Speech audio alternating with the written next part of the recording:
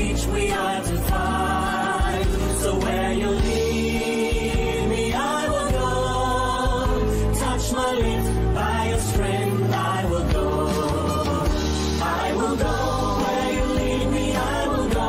Where you lead me, who will go for us? I will go. I will go where you lead me, I will go. Where you lead me, here am I. Send me, Lord, I will go.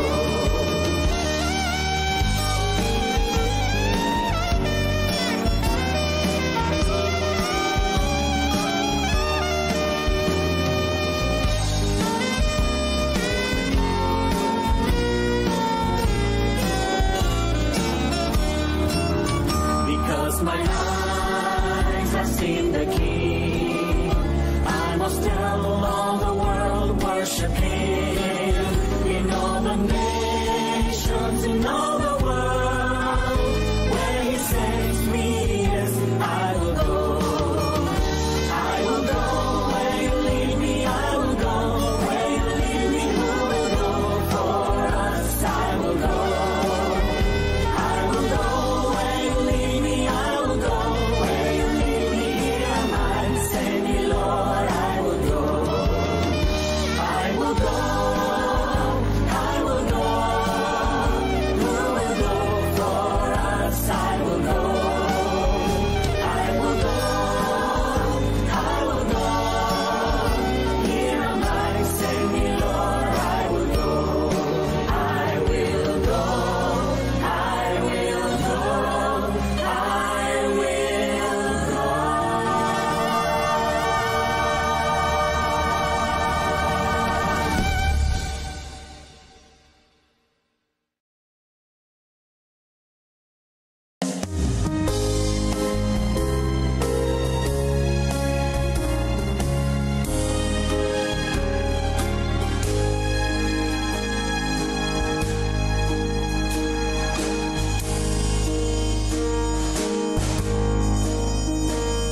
Sing the wondrous love of Jesus. Sing His mercy and His grace. In the mansions bright and blessed, He'll prepare for us a place. When we all get to heaven, We all get to heaven. What a day of rejoicing that will be. when we all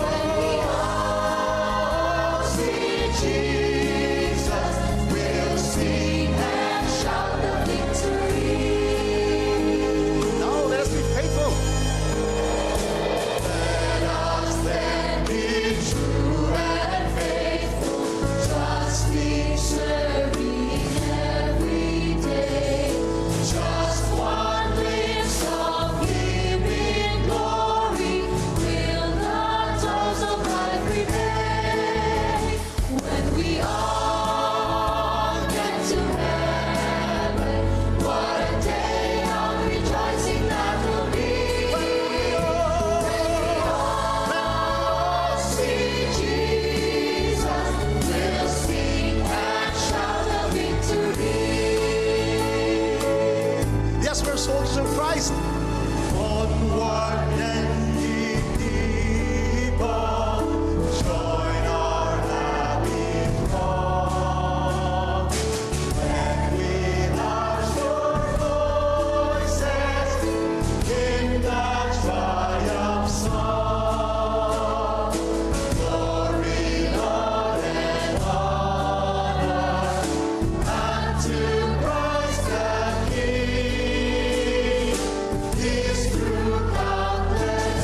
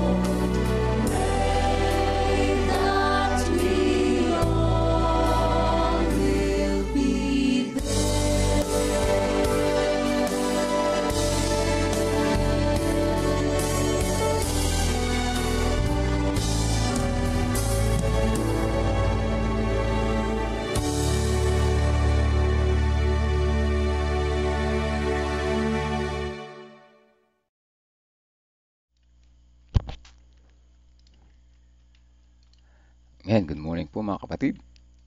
Happy Preparation Day sa atin lahat ngayong umaga na ito. Patuloy na tayo ay pinagpala ng Panginoon sa umaga na ito. Ano po? At tayo ay muling makakasama natin ating Panginoong Hesus sa pamamagitan ng kanyang mga salita. And good morning po sa atin lahat, sa mga nandiyan sa live ngayon. Nandiyan sina Ate Mitch, good morning po sa inyo. Sina Sister Rose Chris Encarnado, sina Kuya Narsing, sina Sister Marlene Garcia, good morning po. Sister Shirley, Sister Teresita, Sister Sweet, Isue Monching, and siyempre nandiyan yan palagi, no? Si Sister Valentina, si Ate Revi, Ate Sister Janet, good morning po. Nanay Nerissa, Sister Belinda Salvania, Ate Christy, and good morning po Sister Vicky, yan, Kuya Narsing Kalas, siyempre nandiyan si Nanay Fina, at yung iba pang nandiyan sa background, ano po. At hintay lang natin kung si Pastor at naayos niya lang yung kanyang background. Ngayon ay Friday, ang bilis ng panahon. Bukas ay, anong oras na bukas? Bukas ay 30. 30. Ayan, dito na si Pastor. Teka, buksan ko lang. Ayan po, good morning po, Pastor. Good morning po, Kuya Melvs, at sa ating po mga kapatid. Magpagpalang umaga po sa inyo pong lahat. Ngayon ay November 29. Yan, nagtutumulin ang panahon at patuloy tayong manalangin sa ating tagapagligtas. Di natin alam ang panahon, ano? Di natin alam ang kakaharapin natin sa mga susunod na mga panahon ng ating pong buhay. At ating dalangin nga, number 1, dumating ng ating Panginoon. Di ba, yun ang pinaka-the best. At syempre, maihanda tayo sa pagdating ng ating tagapagligtas. Tayo po ay manalangin para po sa ating pagsisimula. Panginoong Diyos na siyang aming tagapagligtas, kami po ay patuloy na sumasamba sa inyo at humingi ng kapatawaran sa aming kasalanan. Tulungan niyo po kami na amin mo pong maintindihan at amin pong magawa ng paraan na sa lahat ng aming matututunan, madagdagan yung desire namin na magmisyon sa maraming tao. Salamat po, Panginoon, sa pag-ibig niyo po sa amin at sa pagdinig ng aming dalangin sa banal na pangalan ni Jesus. Amen. Isang sanlibutan na kailangang bigyang babala. Yan, ano? Ang ating sanlibutan kung saan tayo naroroon ay bibigyan natin ng babala, mga kapatid. Babala na hindi lang tayo dapat na magpabanjing-banjing. Sabi sa 24:14 ng Mateo, napakagandang talata nito, at ang magandang balitang ito ng kaharian ay ipinahayag sa buong daigdig bilang patotoo sa lahat ng mga bansa at pagkatapos ay darating ang wakas. Pero bago bangkitin itong verse 14 na ito na magandang balita, yung magandang balita yung pagdating ni Jesus. Pero bago yung 14 na yan, dumaan yung ibang mga verses na sinasabi doon, magkakaroon ng lindol, magkakaroon ng tagutom, magkakaroon ng gera, ang pag-ibig ng marami ay lalamig. Pero sabi dito, magandang balita pa. Itong kaharian na ito na ipapahayag sa mundo. No? Yung magandang balita, hindi yung mga sakuna, kundi yung pagdating ng ating pong Panginoon. Ang sabi doon, yun ang ating ibabala sa lahat ng maraming mga tao. Ano? Kung pipiliin natin na hindi maniwala sa pagdating ni Jesus, paano natin ngayon i-explain yung mga natural disasters, yung mga krimen sa sanlibutan, at paano natin i-explain yung patuloy nating pagtanda sa bawat panahon? O paano natin ipaliliwanag yung mga bagay-bagay na nangyayari ayon sa propesya? So ibig sabihin, kung nangyayari yung mga bagay na sinabi sa Biblia, na mga prophecies, natural lamang mga kapatid na mangyari din yung pong pagdating ng ating Panginoon. Kung paano tumatagos hanggang sa pinakamalayong sulok ng sanlibutan ang mga sinag ng araw, gayon ninanasan ng Diyos na umabot ang liwanag ng Ebanghelyo hanggang sa bawat kaluluwa sa lupa. Napakagandang illustration mga kapatid, pangbuman na ilustrasyon dito po sa mga makalangit na dako kung paano yung sinag ng araw ay umaabot sa kahit anong sulok, basta't mayroong puwang, di ba? Basta't may puwang, mapapasok ng liwanag. Yan, kahit sa kwarto ay maaninag mo yung liwanag kapag dyan ay mayroong papasukan yung liwanag, di ba? Ganon din ang ebanghelyo ng Panginoong Diyos. Hanggang mayroong mga puso, mayroong mga isipan ng mga tao, dapat na ebanghelyo ng Panginoon ay maihatid sa kanila. Yan. Ang ating pong gawain o ministry ay parang mga riders, mga delivery riders na tayo ay tagahatid ng mga produkto. Sila na yung bahala na gumamit ng produkto na yun. Tagahatid tayo ng mabuting balita, sila na ang magdedesisyon para sa kanila. Di ba? Sa panahon ito, kung kailan gumagawa ang kaaway na hindi katulad ng dati upang punuin ang mga pag-iisip ng mga tao, dapat na tayo ay lalong nagsisikap. Ibig sabihin, mga kapatid, no? Ano yung taktika ng kaaway? Punuin ang pag-iisip ng maraming mga tao na mga bagay-bagay. So dapat ang mga lingkod ng Panginoon tayo makagawa ng paraan, makasingit sa isipan ng mga tao kahit papaano. Dahil sobrang busy nila lalo na sa city. Mas maraming mga tao sa city ang hindi napapabalitaan ng mabuting balita. Dahil marami ang busy ang mga tao doon, paruot parito. Di ba? Ang mga tao sa cities. At walang pakialam kung ano nangyayari sa sanlibutan. Kailangan makasingit tayo ng sandali sa kanilang isipan na mayroong Diyos na darating. Yan. Kailangan mag-innovate tayo ng mga bagong pamamaraan sa pagmiministry. Yan po mga kapatid ko, no? Magpagsikapan po natin na ang mga tao magkaroon sila ng chance na makapag-isip tungkol sa Panginoong Diyos.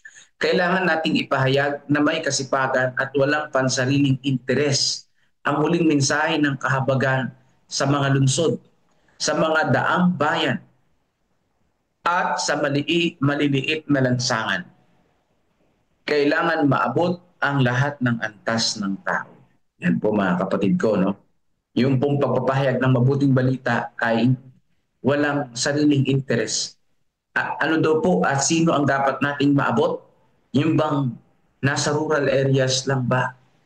Ibig sabihin yun lang bang mga mahihirap lang ba ang dapat nating maabot ng salita ng Panginoon? At yung mga mayayaman, wag na kasi mahirap pumasok sa langit ang mayayaman. Hindi mga kapatid, ano? Ang sabi dito, hindi tayo sa iisang tao lang. Hindi lang tayo sa iisang antas ng buhay, kundi maging sa lahat ng antas ng buhay, tayo ay aabot sa napakaraming mga tao. Opo mga kapatid, aabot tayo sa maraming mga tao. Aabutin natin sila ayon sa lahat ng ating makakaya. Yan. Gagawa tayo ng paraan ng mga styles. Paano sila maabot? Siyempre, kailangan natin mag-research, di ba? Kailangan natin pag-aralan paano maabot yung bawat antas ng mga tao. At alamin din natin kung ano po yung ating tawag dito talento. Ano yung ating estado sa buhay? Ano yung talent natin? Ano yung skills natin? Ano yung spiritual gifts natin? Para maangkop natin anong antas ng pamumuhay ang ating aabutin. Habang gumagawa tayo, makakasalamuhan natin ang mga tao mula sa iba't ibang nasyonalidad. Yan. Pero sa atin dito, ang nationality talaga majority mga Pilipino, di ba? Pero hindi malayo na meron din tayong makasalamuhan na ibang nasyonalidad. Walang dapat na lagpasan na hindi nabibigyang babala. So kailangan mabigyan ng babala ang lahat ng mga tao. Ang bawat isa ay mabigyan ng babala. Ang Panginoong Hesus sa kaloob ng Diyos sa buong sanlibutan, hindi sa mga matataas na antas lamang at hindi sa isang nasyonalidad lamang na isinasantabi ang iba. Pinaliliputan ng kanyang nagliligtas na biyaya ang sanlibutan. So hindi tayo mamimili ng isang antas o isang antas ng tao o isang dialect lang. So lahat ay pilitin natin na maabot. Kaya ang SSD ngayon ay nag-train sila ng mga bagong missionaries. Kabiling doon yung ibang mga pastors. Sila ay ipapadala sa iba't ibang mga bansa, sa mga lugar na hindi pa naabot ng mabuting balita. So napakaganda nitong initiative na ito, mga kapatid, na magmisyon sa iba't ibang lugar. Sino magnanais ay maaring makainom ng tubig ng buhay. Naghihintay ang isang sanlibutan upang makarinig ng pabalita ng katotohanan para sa kasalukuyan. So marami ang mga taong nauuhaw sa buhay na ito na naghihintay sa pabalita ng ating Panginoon. So kinakailangan na tayo ay kumilos. Ang pinakasimula ng pangangaral, mga kapatid, ay doon sa ating teritoryo, doon sa kung saan tayo nagtatrabaho at namumuhay araw-araw. Yun yung pagbibisyon natin para hindi tayo mahihirapan, di ba? Kung meron tinatawag na work smart, meron din tinatawag na missional smart, no? Na huwag mong pahirapan ang sarili mo sa pagbimisyon, kundi kung saan ka naroon, doon magmimisyon. Yan. Hindi mo pwede na abutin mo yung napakalalayo. Mahihirapan tayo sa pagmimisyon pagka ganun. Ang kaharian ng biyaya ngayon ay itinatag habang araw-araw ang mga pusong puno ng pagkakasala at paghihimagsik ay sumusuko sa paghahari ng kanyang pag-ibig. Ngunit ang ganap na pagtatatag ng kaharian ng kanyang kalwalatian ay hindi magaganap hanggang sa ikalawang pagparito ni Kristo sa sanlibutan. So ang biyaya ng Panginoon, mga kapatid, araw-araw ay pumupuno sa bawat puso natin ng makasalanan. Araw-araw, mga kapatid, pinapatatag ang bawat isa sa atin. Yan. Hanggang sa maganap, sabi dito, ngunit ang ganap na pagtatatag ng kaharian ng kanyang kalwalatian ay hindi magaganap sa hanggang sa ikalawang pagparito ni Kristo. Ibig sabihin, mga kapatid, yung pong pananampalataya natin, yung pong biyaya ng Panginoon na araw-araw binibigay sa atin para maging matatag tayo, yung kaharian niya maging matatag. Ibig sabihin ng kaharian ng ating Panginoon ay yung kanyang, sabi ko dito, kaharian ng kanyang kalwalatian. Ibig sabihin yung karakter niya mabuo sa buhay ng mga tao, yung pong gawin ng mga tao, yung pag-ugali ng mga tao mabuo sa mga mananampalataya, magiging ganap ito hanggang sa dumating si Jesus.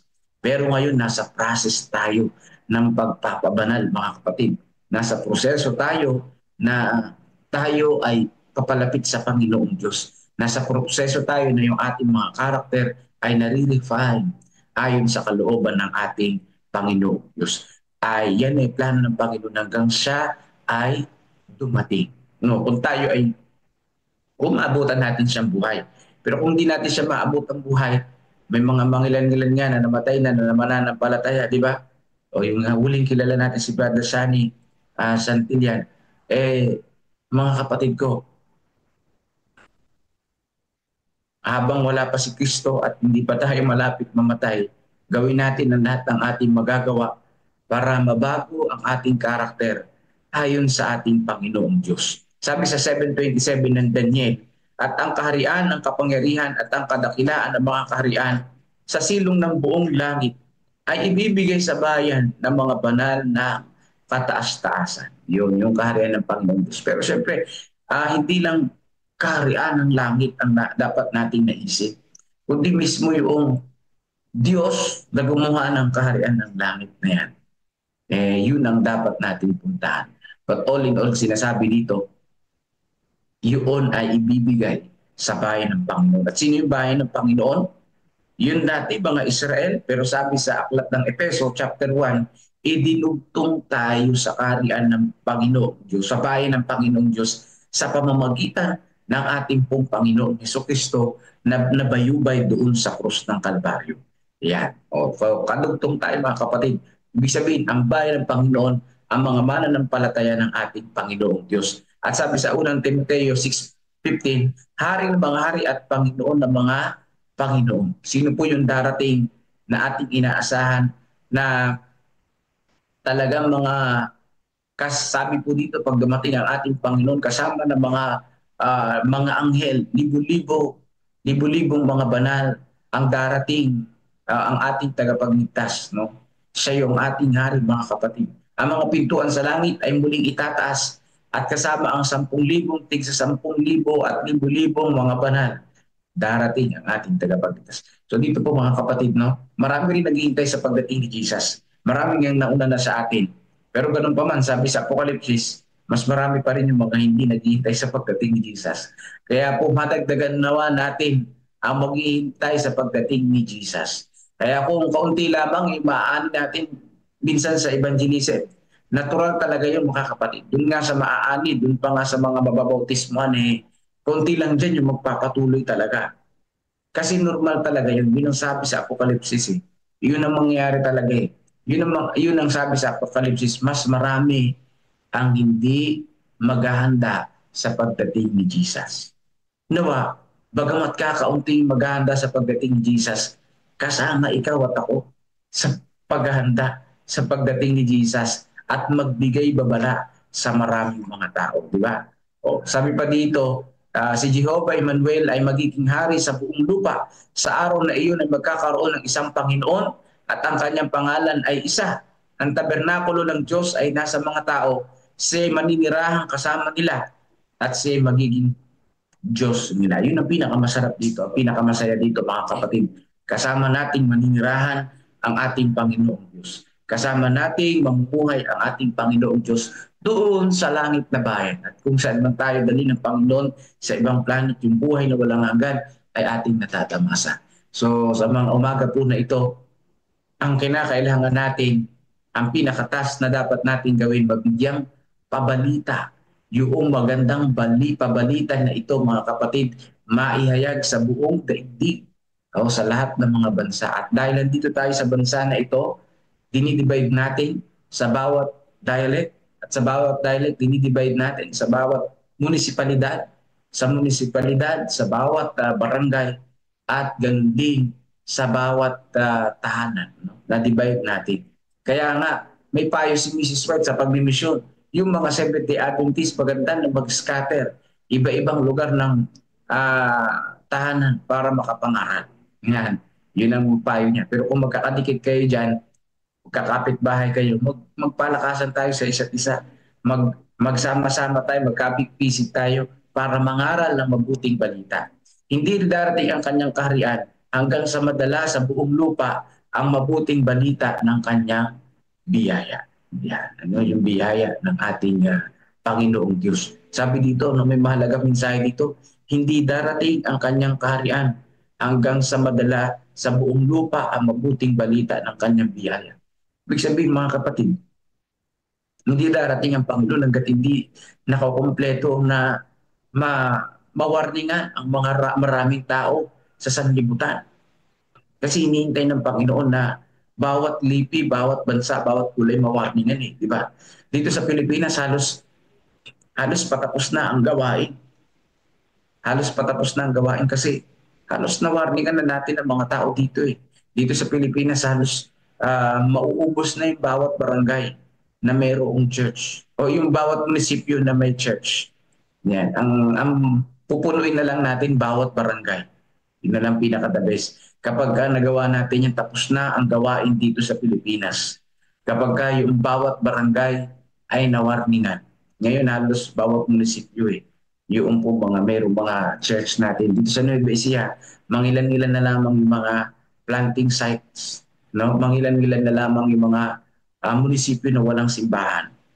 No? Ang susunod natin dyan, bawat barangay.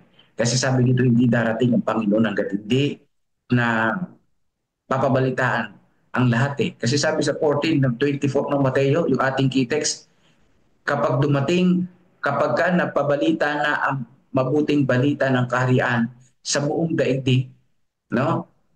Bilang patotoo sa lahat ng mga bansa, ay pagkatapos ng darating ang wakas. Papaano darating ang wakas, hindi pa nga napapabalitaan ang lahat ng daigdig at ang buong bansa. Di ba? May mga bansa pa rin na mga hindi naabot ng mabuting balita.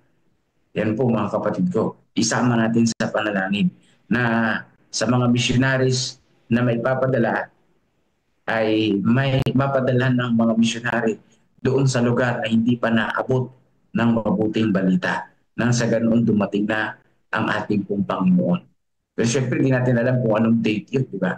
Hindi natin alam kung anong panahon yun, pero nakita natin na malapit na. No? Ang ating dalangin, ang banal na Espiritu ay gumabay sa bawat isa. Ang banal na Espiritu, mapuspos ang bawat isa. ang mga kakaanib ng mananampalataya na humayo sa gawain at sama-sama nating tapusin ang pagpapalaganap ng salita ng ating pong Panginoong Diyos. So ngayon po, tayo po ay mananalangin at sa pangunguna ni Brother Melvin Vilasano. So kasama natin sa panalangin ang nagtatapos na gawain, pansamantala dito sa Narbacan at sa Kalipahan, yung harvest evangelism natin ito dito sa West. Ating dalangin na yung mga magpapasya mamayang gabi ay sila ay maghihintay talaga ng matatag sa pagdating ng ating Panginoon. So pagpalain kayo lahat ng ating tagapagligtas. Happy Vesper po mga kapatid. Ang pagbati mula dito sa Gimba Nueva Ecija ay aming ipinapaabot sa bawat tahanan na nakikinig ngayon. So ipagkaloob na natin ang pagkakataon para po kay Brother Melvin Vilasano.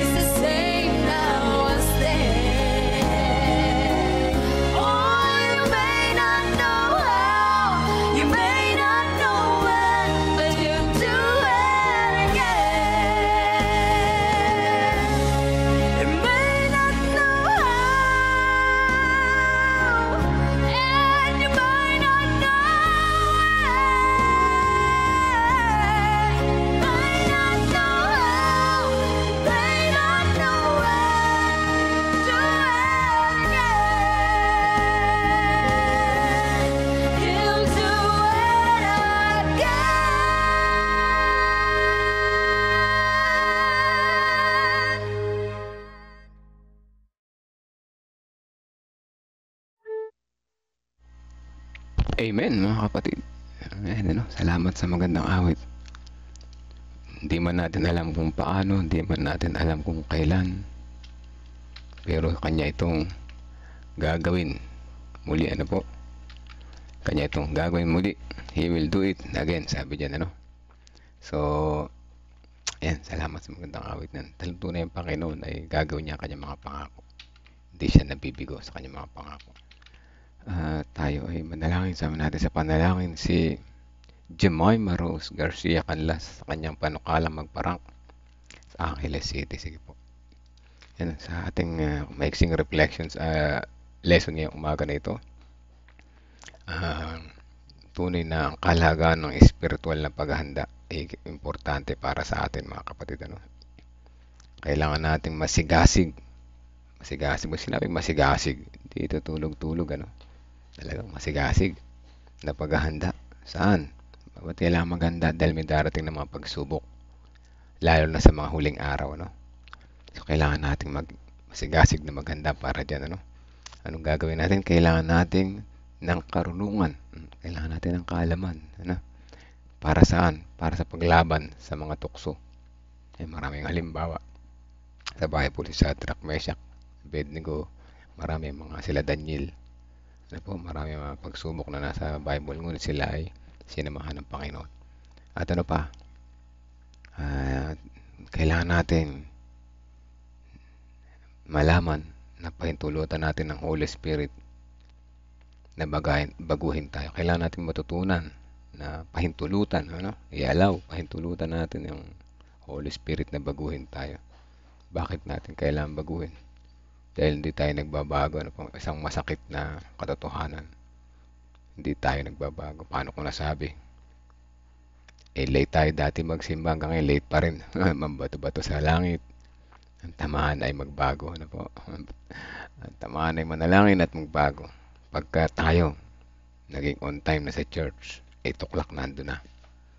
Masasabi na natin na may umpisa na ng pagbabago sa ating buhay.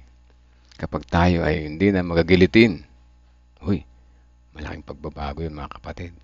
Kapag tayo ay mapagpakumbaba na, napakagandang pagbabago mga kapatid. Isa ako sa mga sinasabihan ko, no? Huwag niyo isipin na kayo sinasabihan ko. Mga karakter ko yan.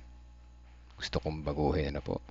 So, baka may mga nakikinig dyan na mga, tinatamaan ako. No, pag tinatamaan tayo, magbago tayo. Isa po ako dyan, ano? At wag na anyway, yung pagdating sa church ng late, hindi ako yon. Isa ako sa nagpapasulong sa iglesia. Nahagahan namin magsimba, no? At nakakabudol naman ako ng mga ilang pamilya, pero sana mas marami pa, no? Sana mas marami pa. Pero yung mga karakter ko ay kailangan din naman baguhin. Ayokong itaas yung aking sarili. Ang Panginoon niya nandiyan, tutulungan na. Unti-unti lang naman, sabi nga ni Pastor. Unti-unti ang pagbabago, no? Bandang huli, bakit kailangan natin yung mga pagbabago na yan? Dahil ang sanlibutang ito ay tunay na kailangan natin bigyan ng babala ang mga tao. Pasama na raw ng pasama yung ating sanlibutan. Marami tayong mga taong kailangan bigyan ng babala. Ayan, ano? Bigyan natin ng babala. Kailangan natin gumawa. Lahat tayo ay magtulong-tulong, sabi niyo. Hindi lahat tayo ay magtulog-tulog. Pag inalis natin letter N, hindi na magtulong-tulong yun. Magtulog-tulog ang ibig sabihin. So, wag naman yun, ano? Masama yung tulog-tulog. Tulog-tulog ka sa pansitan. Sabi nga, paparating na si Jesus, tutulog ka pa. Masama, ano? Welcome pala kay Sister Teodora Villapuerte Nerida. God first morning sa iyo. Pagpalain ng iyong buong sambahayan ng malusog na umaga. Sa umaga nito, kasama pa ating Panginoon, ano? Sister Melissa Gamboa, pasasalamat sa Panginoon, nakarating ng maluwalhati si Gerard sa Hawaii. Ayan, praise the Lord. Ano po, sa Diyos ang kapurihan, mga kapatid. At ang gabayan ng Holy Spirit sumakanya sa araw-araw. Let's pray po, mga kapatid. Sa taas ba ay wala na? Wala na po. Tayo po ay manalangin, mga kapatid. Samahan po ninyo akong manalangin.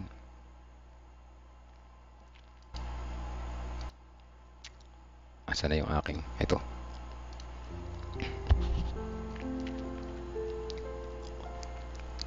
Amang banal na makapangyarihan sa lahat. Lubos ang aming pasalamat sa umaga nito. Unang-una, binigyan niyo kami ng panibagong buhay. panibagong kalakasan at patuloy na paalala. Sabihin namin po ito na patuloy na paalala sapagkat hindi kayo nagkulang sa amin ng paalala. Ngunit heto kami patuloy na nagkakasala. Alam po namin sa panahon namin ngayon, pasama ng pasama sa libutan. Maraming tao na kailangan namin bigyan ng babala. Ngunit dakilan Diyos, kami rin naman ng mga mananampalataya. Mukhang kailangan din po namin ng babala. Sapagkat ang aming karakter ay patuloy na mabagal ang pag-usad sa pagbabago. O dakilan Diyos, tulungan niyo po kaming maging mature. Tulungan niyo po kami na matutunan namin na pahintulutan ng Holy Spirit na baguhin ang aming karakter. Upang ganun sa ganitong paraan kami maging handa. Handa sa mga tukso na darating, lalo na sa huling kapanahunan. O dakilan Diyos, alam namin na kayo nariyan para kami tulungan. Hindi nyo kami pababayaan gaya na inyong mga pangako. Maging paulit-ulit man po ang paalala na ito ay amin paulit-ulit na tatanggapin.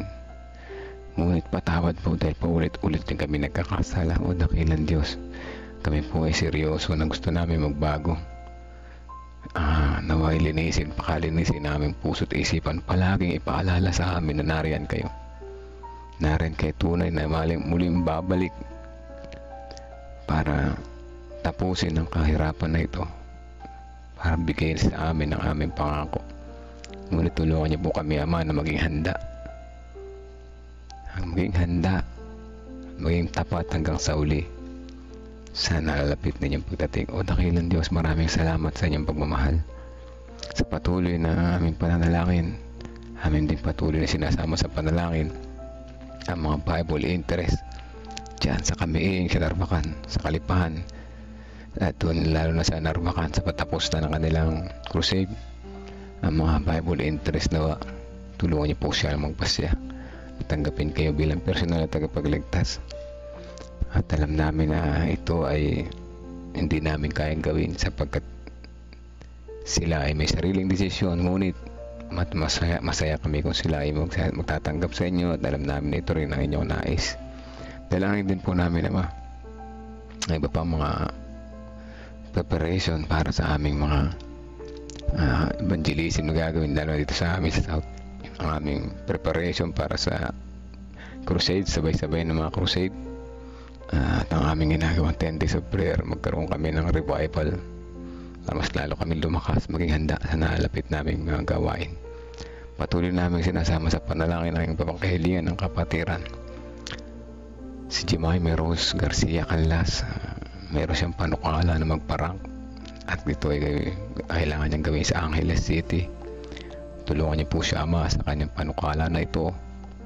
Nawa ang iyong gabay at patnubay ang sumakan niya na siya ay hindi mapalayo po sa inyo. Ingatan niyo po siya sa kanyang mga food travel, sa kanyang paghanda, sa kanyang mga gagawin, at patuloy na maitaas ang papuri sa inyo sa kanyang mga tagumpay at maibahagi niya sa iba ang inyong mga pangako, ang inyong pag-ibig. Dalangin din po namin ang pasasalamat ni Sister Melissa Gamboa na maluwalhati na nakabalik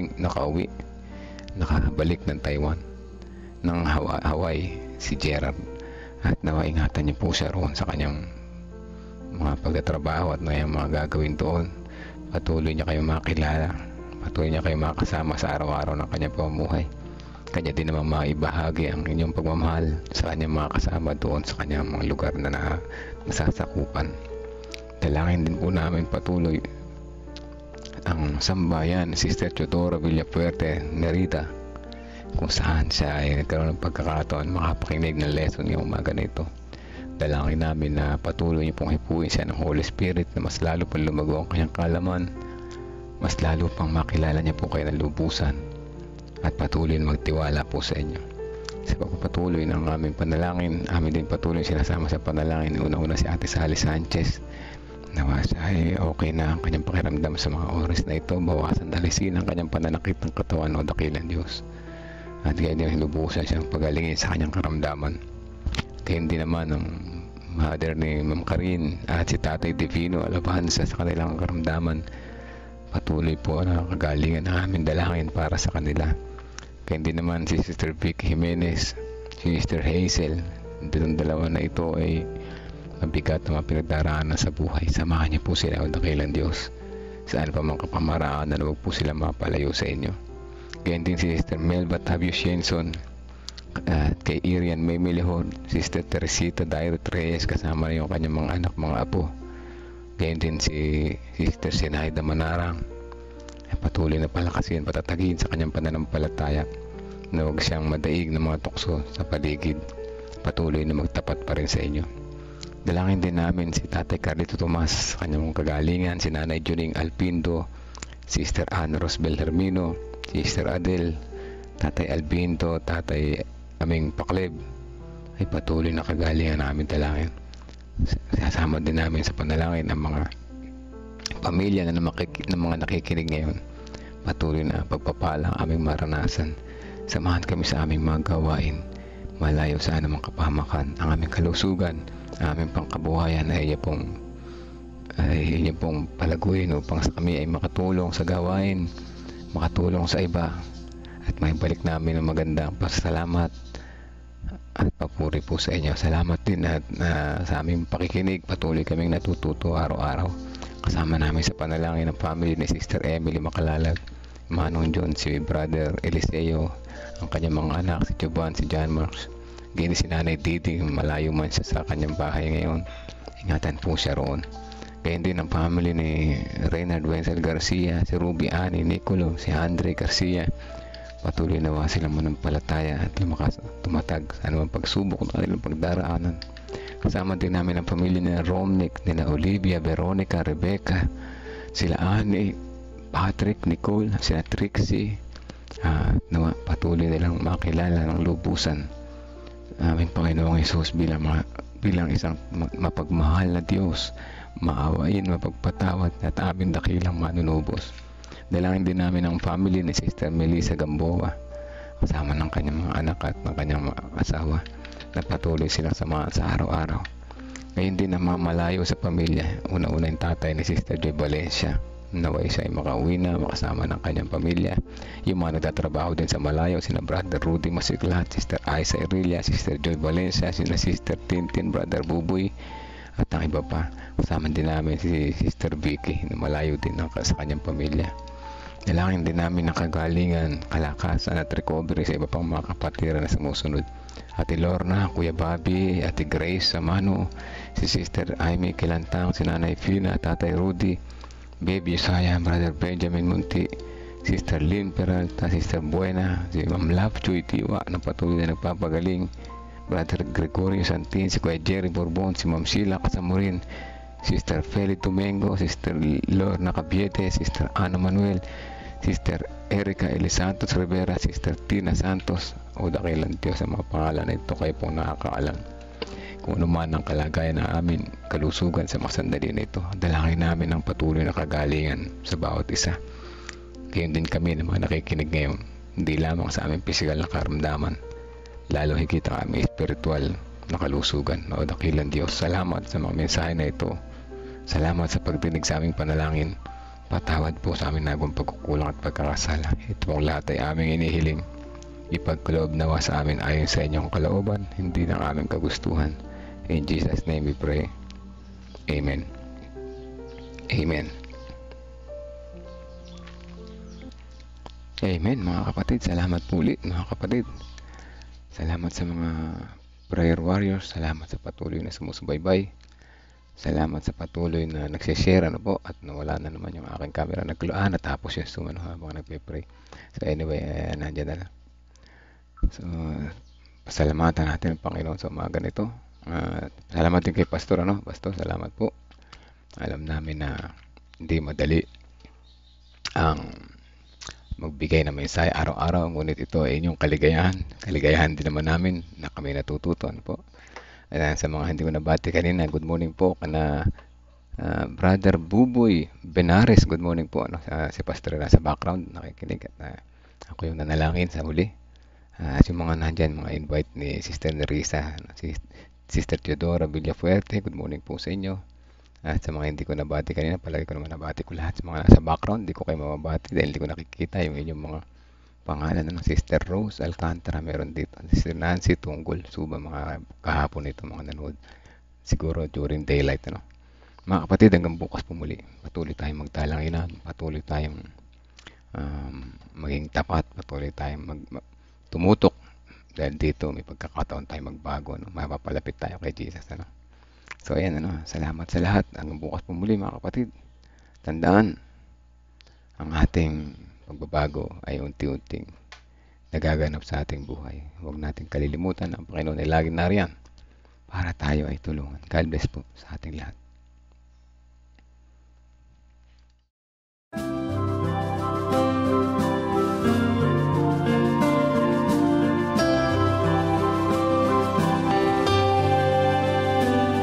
I hear the voice of Jesus calling.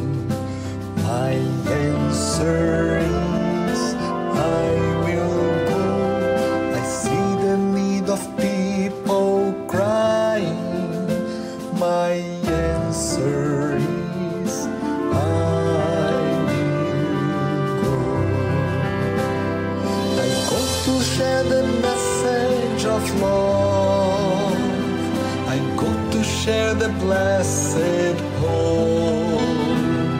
But if I get discouraged, I call to Jesus' help.